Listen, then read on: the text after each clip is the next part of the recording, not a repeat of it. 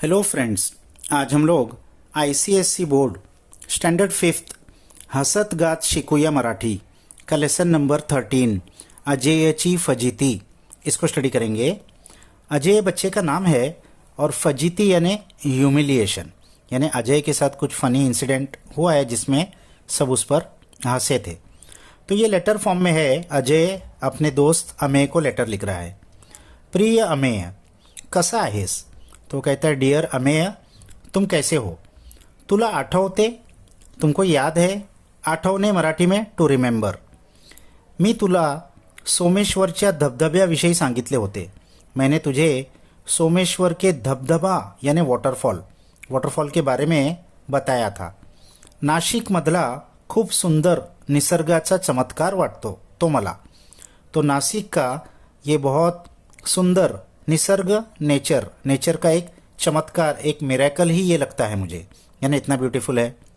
मला पाणी खूप आवडते, मुझे पानी बहुत पसंद है आणि पाण्यातली मस्ती ही खूप आवडते और पानी में मस्ती करना भी बहुत पसंद है। आवडणे टू लाईक। माझ्या धबधबातल्या मस्ती आणि फजितीविषयी मी सांगणार आहे। तो मैं अपने धबधबा यानी वाटरफॉल में जो मस्ती मैंने किया और फजीती यानी वहाँ पर मेरी क्या फजीती हुई इस बारे में तुमको बताने वाला हूँ। पावसाळ्याच्या दिवसात सगळीकडे खूप चिखल होता। पावसाळा रेनी सीजन, बारिश के दिनों में सगळीकडे सब तरफ खूप चिखल होता। चिखल कीचड़ था, सब जगह बहुत कीचड़ था। मला सगळे नको सांगत असताना सुद्धा मी प्रवाहाच्या विरुद्ध दिशेने जायचे धाडस करायचे ठरवले। तो मुझे सब जन मना कर रहे थे, इसके बाद भी मैं प्रवाह के विरुद्ध दिशेने, प्रवाह यानी वाटर जिस डायरेक्शन में फ्लो हो रहा था उसके ऑपोजिट डायरेक्शन में जाने का धाड़स यानी ब्रेवरी मैंने करने का फैसला किया। ठरवले टू डिसाइड। आणि मी चढ़ायला लागलो और मैं चढ़ने लगा, ये वाटरफॉल पे ऊपर की तरफ चढ़ने लगा। अर्धी वाट मी चढ़लो आणि पायाखालचा दगड सरकला।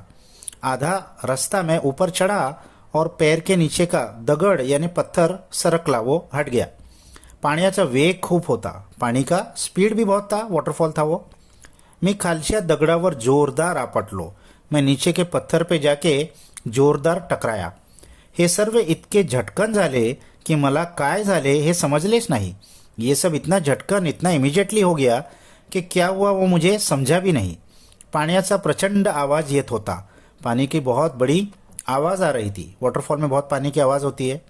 लोकांचे हातवारे दिसत होते, लोगों के हाथ के इशारे मुझे दिख रहे थे। माझी चूक मला समजली, मेरी मिस्टेक मुझे समझ में आ गई। तू मला नेहमी सांगायचास की पाण्याशी मस्ती नको। तू मुझे हमेशा कहता था, नेहमी ऑलवेज, कि पाण्याशी मस्ती नको, कि पानी से कभी भी खेल नहीं करना। तशा अवस्थेत ही मला तुझे बोलणे आठवले। उस कंडीशन में भी, यानी वहाँ मैं गिर के इंजर्ड हो गया था, उस कंडीशन में भी मुझे तुम्हारी वो बात याद आई। Athawale to remember. आता मी खूप व्यवस्थित आहे, अब मैं बहुत ठीक हूँ। खूप लागले नव्हते, बहुत ज़्यादा मुझे लगा नहीं था, ज़्यादा इंजरी नहीं थी।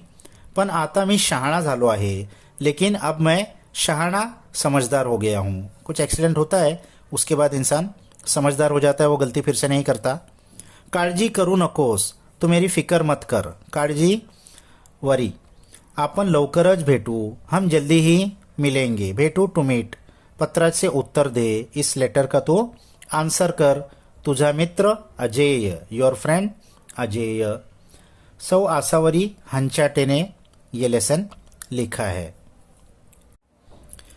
तो अब यहाँ पर कुछ शब्दार्थ देख लेते हैं। पत्र लेटर, निसर्ग नेचर, मस्ती फन, चिखल मड कीचड़, दगड़ स्टोन पत्थर, पानी वाटर, विरुद्ध ऑपोजिट, फजीती ह्यूमिलिएशन सब हंसना हम पर, लवकर अर्ली। इसके बाद है एका वाक्यात उत्तरे द्या, आंसर इन वन सेंटेंस। हे पत्र कोणी कोणाला लिहिले आहे? ये लेटर किसने किसको लिखा है? तो ये आंसर इन्होंने दिया है। हे पत्र अजय ने अमेयला लिहिले आहे। ये पत्र अजय ने अमय को लिखा है। सेकंड, अजय कोठे गेला होता? अजय कहाँ गया था? अजय नाशिकला गेला होता, अजय नासिक में गया था। क्वेश्चन थर्ड, अमेय अजयला नेहमी काय सांगायचा? अमय अजय को हमेशा क्या कहता था? उत्तर, अमय अजयला नेहमी सांगायचा पाण्याशी मस्ती नको. अमय अजय को हमेशा कहता था पानी के साथ मस्ती नहीं करना है. क्वेश्चन 2 है, समानार्थी शब्द लिहा. Right synonyms. धबधबा जलप्रपात यानी वॉटरफॉल. यहाँ मीनिंग दिया हुआ है, सही मीनिंग चूज करके हमको लिखना है. पावसाळा वर्षा ऋतु रेनी सीजन. मित्र सखा दोस्त. निसर्ग सृष्टी नेचर. फिर क्वेश्चन नंबर 3 है, विरुद्ध अर्थाच्या शब्दाशी जोड्या लावा. Match the words with their opposites.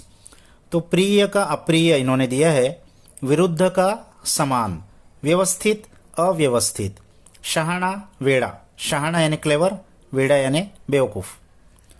Question number 4, वाचा आणि लिहा. Read end right. तो जो लिखा हुआ है उसी को हमको लिख देना है. पहला है सोमेश्वर, दूसरा है मस्ती, तीसरा है विरुद्ध और चौथा है प्रचंड. इसके बाद है लास्ट में शब्द खेळ यानी क्रॉसवर्ड पजल. योग्य ठिकाणी विरुद्धार्थी शब्द लिहा. अब विरुद्धार्थी शब्द इन्होंने दिया है, इसको हमको पजल सॉल्व करना है. पहला है उभे शब्द यानी वर्टिकल का जो हिंट्स दिया है उसमें 1 नंबर है रात्र. तो वर्टिकल में 1 में रात्र का ऑपोजिट लिखना है दिवस यानी नाइट डे. दूसरा है हवे. तो सेकंड नंबर में हवे का ऑपोजिट लिखना है नको यानी चाहिए और नहीं चाहिए. तीसरा है उजेड़. उजेड़ यानी रोशनी, तो उसका अपोजिट लिखना है अंधार. उसके बाद में आड़वे शब्द हॉरिजॉन्टल जो क्लूज दिया है उसमें नंबर 3 है शुरुआत यानी स्टार्ट, तो उसका लिखना है ऑपोजिट अंत. और चौथा है हल्के यानी लाइट, तो उसका ऑपोजिट लिखना है वजनदार. और पांचवा है वर यानी ऊपर, तो उसका ऑपोजिट है खाली.